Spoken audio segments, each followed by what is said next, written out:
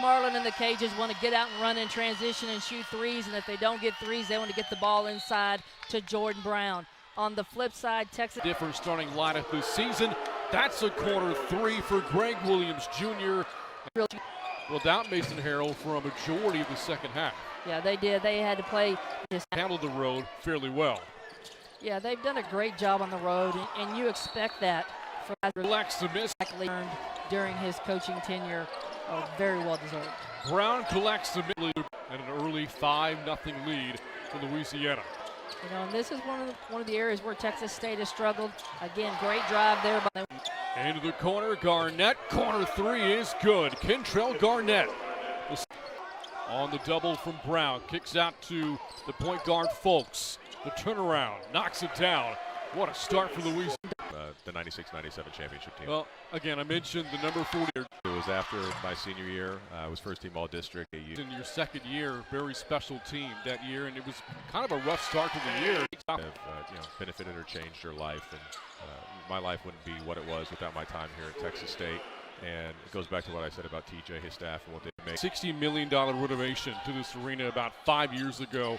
Aesthetically, just how much different does this place look now? He had spinning and laying it in with the left hand. As we look now at what's at stake in this game, and for the Cajuns, potential Thomas Garnett a second chance, can cash it in, and Davion out to Tyrell Morgan on the drop step, able to finish. Good force. Is the top shooting team in the Sun Belt. Brown, the turnaround against a double team. Kicks it out to Mason. Open look at a three and knocks it down. Jordan Mason is playing in his first game since December the 29th. Coming out of concussion protocol. A bad Cajuns on top 16-15. Under 8 minutes to go in the first half. Bobcats playing without their star, but hanging tough right now. Yeah, Texas State has come to play in job so far on the defensive end. They've got to continue to rebound at a high rate. And it definitely adds to their arsenal. Dalcourt on the drive, defended by Morgan. Tribute for you outside of Mason Harrell. And one of the players he highlighted was Brown scores his third into Martin, got loose and lays it in.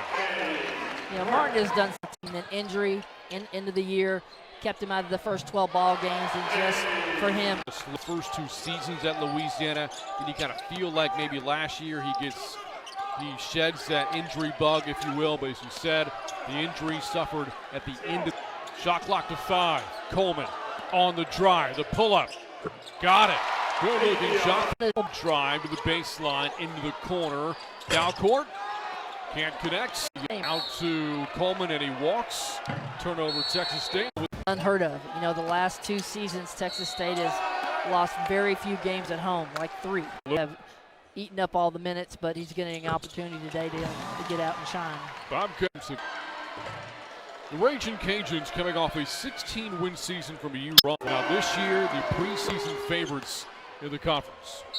Yeah, and we have very early. It's only late January. And there's still a lot of basketball to be played, about 6 weeks left in the regular season. But there is a logjam right now. Several others are tied for 5th. Got a 4-way tie for distance between 11th place right now and 1st is 2 games. A couple free throws here. That collision between 2 players who are legacy players for the pro 90s, early 2000s, all-time steal leader Texas. Out to Drennan, shot clock to 5, on the step back, knocks it down. And the Bobcat, a foul, will lead to more Cajun free throws, this against Brandon Love. Really like to get Nate Martin back in the ball game, but he's got the 3 fouls and is for the line. That one spins in. Back to Drennan. Able to juke out Thomas and hits the jumper. And again, they've got to continue to stack defensive stops here against the Cajuns. And this one didn't get and leads to, again, another missed opportunity for Texas State. Bobcats to zone here as Brown able to hit 10 points Thursday. He has surpassed that with now at Clark High School. And got a good seal block from Caesar and lays it in. Really good characteristic of them. He gets one more. They finally got that elusive advantage in the second, but they've not led by more than 3. 2-point lead now. One more for Terrence Lewis, his second. Here he is against Caesar and able to rattle that one home. Again, try to get a stop here, which they do not. Great cut by Greg Williams and people movement. Big three there by the Cajuns. Plagued by foul trouble as well. Mason Bones. Turnover, and now they've just got to get down and guard. And great drive by Greg Williams. They held his own until Kinsey put off in the second half. They have, and again, that's one of the things you get in some quality time. Nothing like being. The Bobcats' last field goal came at the 8:28 mark as Williams scores and lead. Have not made a field goal since, and the Cajuns have responded with a 16-5 run. And it's one of the things that has to be ultimately frustrating for the Bobcats. And if the shots they've gotten. They put the Bobcats in a tough spot, gritty all games throughout the year, but they have found a way to come out and compete and battle. A team like Louisiana who, picked to win the league, and they've backed it up so far this season.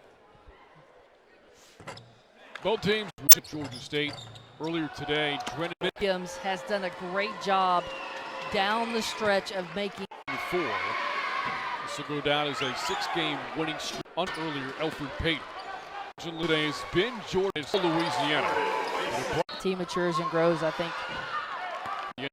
Halftime earlier today.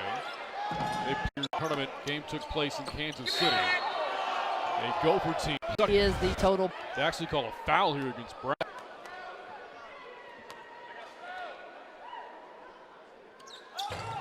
That'll make it an 8-point game. Of these road trips. It does. I mean, it could be a different state you have to go to. 77 season, Louisiana has swept time in Sun Belt Conference.